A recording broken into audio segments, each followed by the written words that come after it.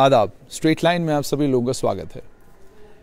Anti corruption bureau, राज्यपाल सत्यपाल मलिक ने आते ही ये कहा था कि जम्मू कश्मीर में करप्शन के खिलाफ उनने जंग छेड़ने की बात की थी, लेकिन जंग छेड़ी तो है मगर जमीनी सतह पर ये जंग नजर नहीं आ रही। नजर इसलिए नहीं आ रही क्योंकि जम्मू कश्मीर बैंक के बारे में उन्होंने पहले बात की थी, फिर खामोश हो गए और दोबारा कभी जम्मू कश्मीर बैंक से ये नहीं पूछा कि आपने अभी तक आरटीआई को अपने यहां लागू क्यों नहीं किया।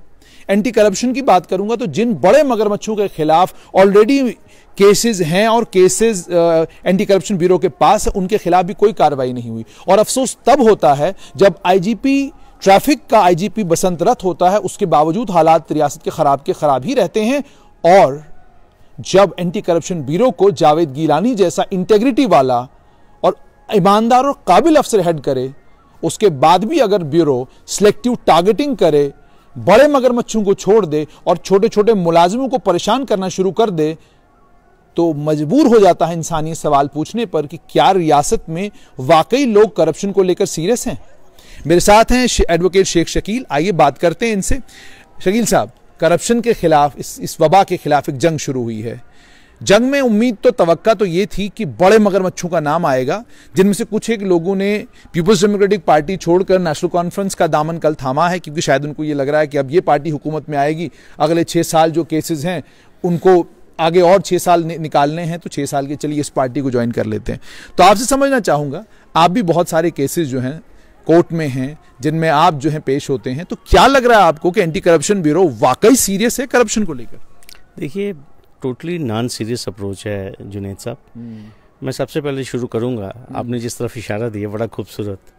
2009 में एक केस रजिस्टर हुआ था विजिलेंस ऑर्गेनाइजेशन कश्मीर में, एफआईआर शायद 9/2009 या 8/2009, गुलमर्ग लैंड स्कैम। ठीक, आप देख लीजिए 9 साल हो गए, अभी तक फ्रेमिंग ऑफ चार्जेस के ऊपर बहस नहीं हो पा रही इस केस में। और बड़ी मजेदार बात है, गवर्नर साहब भी जानते हैं और पूरी रियासत जानती है कि इसमें 2 की एक्यूज जो इस टाइम आईएएस ऑफिसर्स, एक तो सर्विंग डिविजनल कमिश्नर कश्मीर है मिस्टर बसीर खान, और इसके अलावा एक फॉर्मर आईएएस ऑफिसर जो कमिश्नर सेक्रेटरी पीएचई रिटायर हुए थे, जिन्होंने बड़े धूमधाम से पीडीपी पहले ज्वाइन की थी क्योंकि पीडीपी की सरकार थी, तो उस टाइम भी उन्होंने बड़े जोश से कहा था। और कल कहा कि एंटी जेएंडके है और अब नेशनल कॉन्फ्रेंस में आए हैं।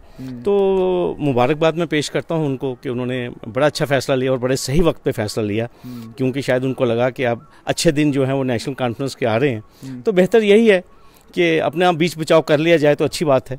और मैं उमर साहब को भी मुबारकबाद देता हूँ, बड़े नीट एंड क्लीन लोगों को उमर साहब जगह दे रहे हैं नेशनल कॉन्फ्रेंस में।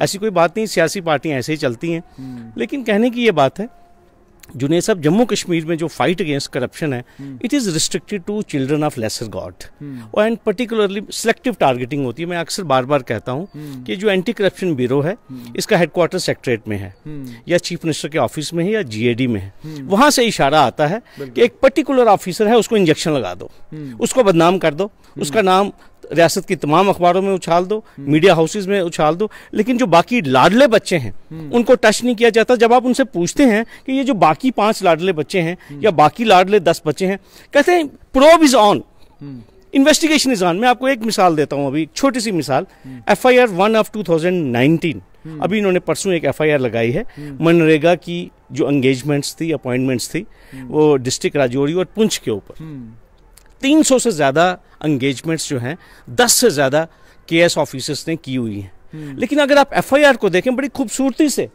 एक ऑफिसर के खिलाफ एफआईआर लगाया गया है और उसी ऑफिसर को बुक किया गया है, एफआईआर में नाम भी उसी ऑफिसर का है।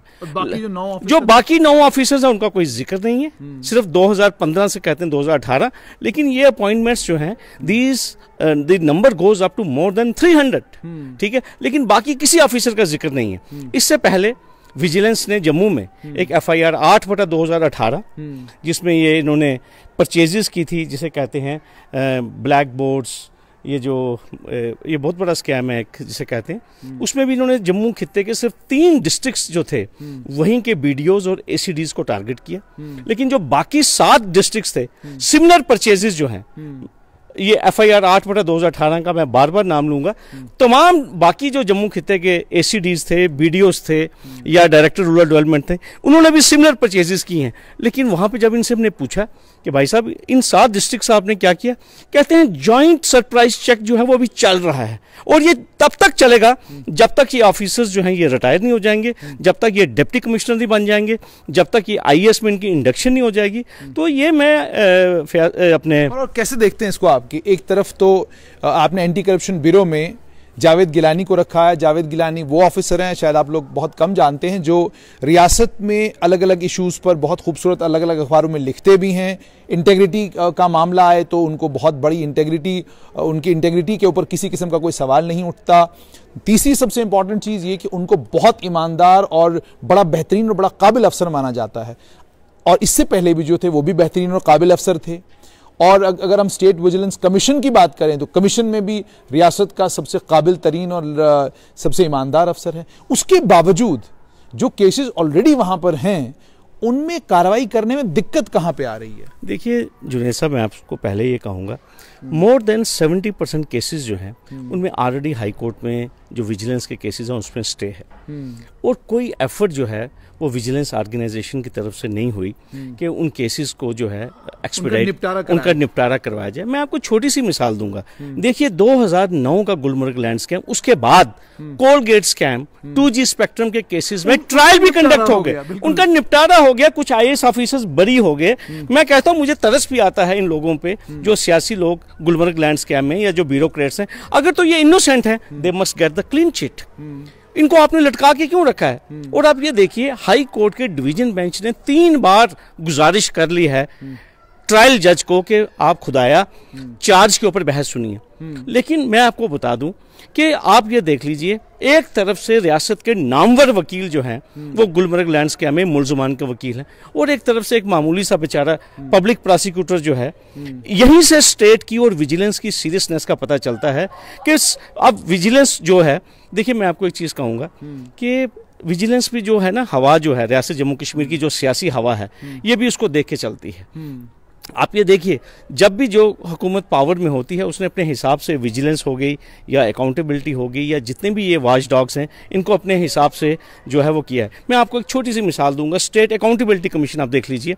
स्टेट अकाउंटेबिलिटी कमीशन में जब चेयरमैन की तकर्री की बात आई तो एक्ट को इस तरीके से अमेंड किया गया कि हमारे रिटायर्ड चीफ जस्टिस जो BA खान हैं वही उन्हीं को एलिजिबल किया गया, और उनके लिए एज जो है एज लिमिट बढ़ा दी गई। देखिए मैं तो आपको ये चीज कहूंगा, अगर ऐसी बात थी, खान साहब एक बड़े माहनाज जज हैं हमारी रियासत के, उनको खुद कहना चाहिए था कि मैं जो एग्जिस्टिंग एक्ट है उसके मुताबिक मैं अहल नहीं हूं, आप रियासत में अगर कोई और चीफ जस्टिस है आपने या कहीं बाहर से लाना है। लेकिन मैं आपको एक चीज़ कहूँगा, हर पार्टी जिसे कहते हैं पॉलिटिकल एक्सपीडियंसी देखती है अपनी, जिसे कहते हैं जजेस अपनी मर्जी के तैनात करने हैं, प्रोसिक्यूटर अपनी मर्जी के तैनात करने हैं, सरकारी वकला अपनी मर्जी के तैनात करने हैं, तो फिर कहाँ से अकाउंटेबिलिटी होगी? आप देखिए हमारी नज़दीक में रियासत में देखिए, पंजाब में आप देखिए, हरियाणा में आप देखिए, former chief ministers, the existing chief minister, they are facing the trial of disproportionate assets. लेकिन जम्मू कश्मीर में आप कभी किसी नहीं, लेकिन मुझे समझ नहीं आता काबिल अफसर जी, जब आप सिस्टम में काबिल अफसर को लाते हैं, तवक्का आपकी होती है ये काबिल अफसर जो है अब इस सिस्टम का रुख ही पलट के रख देगा। इससे पहले IGP ट्रैफिक बसंत रथ थे, उम्मीद तवक्का उनसे ये थी कि जब वो इस डिपार्टमेंट को छोड़कर जाएंगे तो डिपार्टमेंट जो है आसमान छू रहा होगा और ट्रैफिक का निज़ाम बहुत बढ़िया हो चुका होगा। लेकिन वो छोड़कर गए। आज आप जम्मू शहर का हाल देखें कि आपको गाड़ी अगर आपके पास है तो आपने जुर्म कर लिया कि गाड़ी खरीद ली और उसके बाद सड़क पर आ गए कि आप घर से अगर 4 बजे निकलेंगे तो 2 घंटा पकड़ के निकलिए जिस भी साइड आपने जाना है। ये सब ट्रैफिक का हाल है। इसी तरीके से नामकरण चेंज हुआ, पूरे देश में नाम बदले जा रहे हैं, कभी कहीं कोई नाम बदला जा रहा है, कोई तो यहाँ भी विजिलेंस ऑर्गेनाइजेशन का नाम बदल के एंटी करप्शन ब्यूरो रखा गया और बड़ा बेहतरीन अफसर। काबिल अफसरों को आखिरकार इन बड़ी कुर्सियों पर जाकर हो क्या जाता है, वो क्यों नहीं ये इंश्योर करते हैं कि अपनी काबिलियत के मुताबिक वो कम से कम उन केसों का निपटारा पहले करें जिनमें मुलजिमान बड़े ताकतवर लोग हैं। देखिए जुनैद साहब, ये हमारे जितने भी आप जिनको काबिल ऑफिसर कह रहे हैं, बेसिकली इनको भी किसी को प्रमोशन जो है अल्टीमेटली इनके APRs किसने लिखने हैं? देखिए इनको खुली लगाम नहीं है, मैं आप खुल के बात करूंगा आपसे, इनको खुली लगाम नहीं है। आप देखिए एक ऑफिसर ने ट्रैफिक का थोड़ा सा निज़ाम, जिस तरफ आपने इशारा दिया, थोड़ी सा कोशिश करने की कोशिश की, तो यहाँ हम सोशल मीडिया में देखते थे कि हफ्ताबाजी बंद हो गई है, जिसे कहते हैं, काफ़ी लोग परेशान हो गए थे। ठीक है, देखिए जो सिस्टम ट्रैफिक का था, जम्मू में रात को 10:30 बजे 11 बजे भी हमने देखा सैनिक कॉलोनी के सामने क्रॉसिंग पे लोग सिग्नल पे रुके हुए हैं। हमने ये भी देखा वेब मॉल के सामने, जिसे कहते हैं रश कम हो गया। आप सतवारी की क्रॉसिंग में देखिए, आज आपका मैस वापस आ गया और सभी लोग मजबूर हो गए हैं। जो इवन बसंत रथ के जो क्रिटिक्स भी थे, आज वही कह रहे हैं कि गवर्नर साहब हम आपसे इस्तदा करते हैं, बसंत रथ को वापस लाइए। लेकिन कहने की ये बात है, यहाँ पे जिन आप ईमानदार, देखिए सबसे पहले ये बात है, यहाँ पहले टॉप स्लॉट हासिल करने के लिए जो सियासी आदमी हैं उसकी टांगें पकड़नी पड़ती हैं जुनैद साहब। अगर मैं अपराइट भी हूँ, मैं ऑनेस्ट भी हूँ, लेकिन पहले मुझे डंडोरा पीटना है और उसके लिए I have to try for IG seat, I have to try for a top seat. और आपको पता है टॉप सीट मिलती कैसे है, आपको उसके लिए लॉबिंग करनी पड़ती है, आपको उसके लिए सियासी लोगों के आगे पीछे जाना पड़ता है। सुप्रीम कोर्ट ने बार बार कहा कि एक रियासत का डीजी कैसे अपॉइंट होगा, टॉप स्लॉट्स जो हैं चीफ सेक्रेटरी कैसे अपॉइंट होगा, उसकी बात सुन कौन रहा है, सुप्रीम कोर्ट को सुन कौन रहा है। मैं आपसे वही चीज मैं आपसे ये कह रहा हूं। अब देखिए आज सुप्रीम कोर्ट का फैसला सीबीआई के डायरेक्टर के ऊपर आया है और उसको रिस्टोर कर दिया और उसको उसकी पावर्स, लेकिन 1 महीना उसका टेन्योर है, पॉलिसी डिसीजन वो कोई ले नहीं सकता। अब ये देखिए, जो मैं आपसे बात करना चाहता हूं, सरकार चाहती है कि ऑफिसर जो है वो उसकी लोंडियां होनी चाहिए, जायज नाजायज जो है काम, वो उनका जो ऑर्डर है वो उसको मानना चाहिए।